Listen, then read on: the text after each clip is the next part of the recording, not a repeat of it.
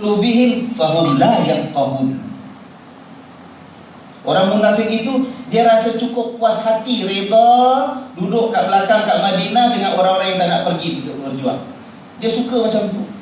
Kata Allah SWT, dan Allah kata wa tubi'a ala qulubihim, dan ditutup hati-hati mereka. Sama macam orang musyrikin tadi, tapi munafikin. Ditutup hati-hati mereka, fahum la yafqahun, lalu mereka itu tidak dapat memahami. Nampak tak? Hati ditutup, lalu mereka tak boleh faham. Fahum la yafqahun. Patutnya yang tak boleh faham tu kalau yang ditutup apa? Akal. Tersumbat akalnya, tak boleh fikir. Patutnya macam tu. Tapi kata Allah, cerita musyrikin pun begitu, cerita munafik macam tu. Ditutup hati, dilindung hatinya sampai tak boleh memahami. Sebab itu bagi kita orang beriman, tuan-tuan, saya nak minta peringatan kepada diri saya juga. Kita jadi orang Islam, ayo kita kukuhkan hubungan kita dengan Allah. Kita bersihkan dan lembutkan hati kita dengan Allah. Kita jaga ibadat kita dengan Allah. Nombor satu, solat, ya kan? Sebab solat itu ialah ibu kepada sekalian ibadat.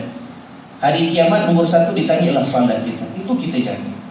Tapi biarlah pemurnian hati kita ini disertakan dengan kefahaman. Tuan-tuan, itu yang saya kata, kalau kita kasih ubat tapi obatnya tak lengkap, dia tak mujarab. Umat Islam dalam menghadapi masalah apa pun tidak boleh hanya cukup doa, zikir, bersihkan hati. Setakat itu tak boleh. Krisis juga perlu ditangani dengan apa? Dengan kesungguhan kita, kemahuan kita untuk faham tentang Allah, tentang agama Allah, tentang sunnah Nabi SAW, tentang agama yang kita pegang, tentang dunia dan kehidupan. Kena faham. Sebab itu kalau kita lihat, tuan-tuan dan puan-puan sekalian, tokoh-tokoh, katalah ya, tokoh-tokoh tasawuf kita, para salaf, ulama tokoh yang terdahulu, pemimpin-pemimpin, pemikir-pemikir tasawuf, ahli sufi kita, sebenarnya adalah para ulama. Sebenarnya adalah para fuqaha. Mereka yang memahami agama Allah, memahami kitab Allah. Mereka itulah yang memurnikan hati mereka, membersihkan jiwa mereka, mengkaji tentang penyakit-penyakit hati mereka. Itulah ahli sufi yang besar. Tak boleh pisahkan, tuan. Apabila kita nak tasawuf, nak bersihkan hati, nak beramal, nak beribadat, tapi tak nak usaha untuk faham, kelas agama tak nak datang. Bila ajak buka kitab, katalah di Masjid Al-Abdul Razak, masjid pilihan ulama daripada dulu, ada sesi-sesi baca kitab, ya kan?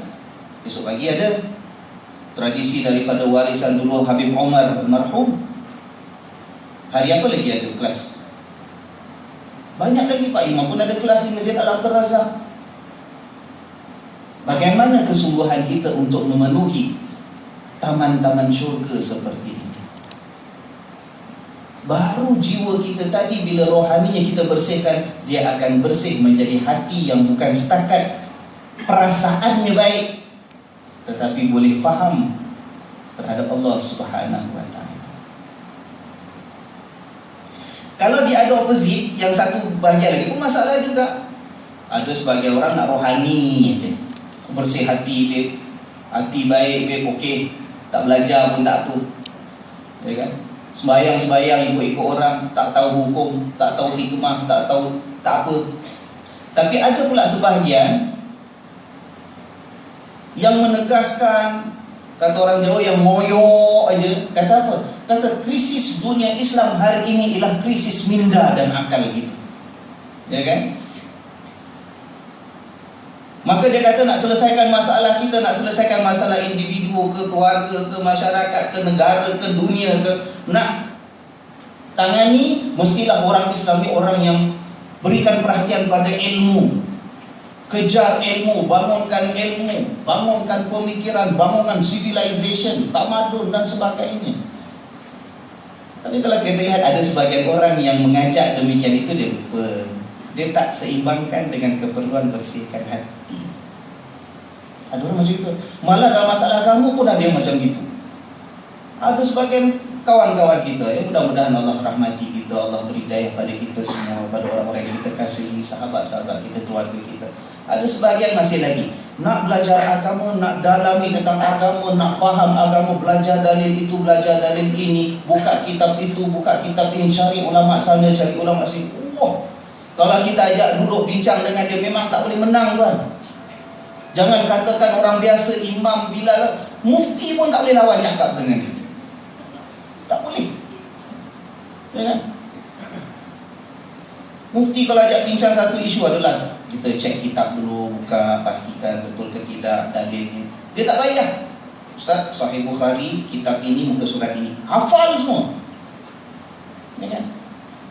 Tapi masalah kalau setakat hanya diberikan tumpuan pada ilmu, keperluan maklumat di akal, tapi hatinya tidak dibersihkan.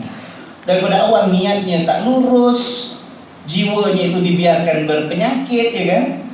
Ada takabur, ada ujub, ada riya, apa lagi? Macam-macam lagi penyakit yang ada. Dibiarkan. Belajar.